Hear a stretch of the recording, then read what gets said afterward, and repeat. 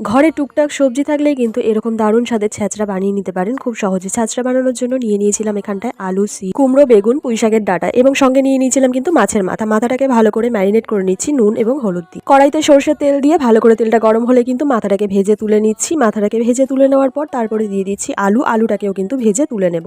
আলুটাকে ভেজে তুলে নেওয়ার পর তারপরে কিন্তু সমস্ত বাকি সবজিগুলোকেও ভেজে নিচ্ছি। এখানটা ভালো করে তুলে নিয়ে সমস্ত সবজি তারপরে আমি দিয়ে দিচ্ছি ফোড়নে দিচ্ছি জিরে, তেজপাতা এবং পাঁচফোড়ন। তারপরে দিয়ে দিচ্ছি একটা বড় সাইজের পেঁয়াজ কুচি। ভালো করে পেঁয়াজ কুচিটা নাড়াচাড়া করে দিয়ে দিচ্ছি কিন্তু সাদা জিরে বাটা এবং রসুন বাটা। ভালো করে নাড়াচাড়া করে দিয়ে দিচ্ছি হলুদ গুঁড়ো, লঙ্কা গুঁড়ো, নুন এবং মাছের মাথাটা ভালো করে আবারও কিন্তু নাড়াচাড়া করে নিচ্ছি। তারপরে দিয়ে দিচ্ছি 1 চামচ আদা বাটা।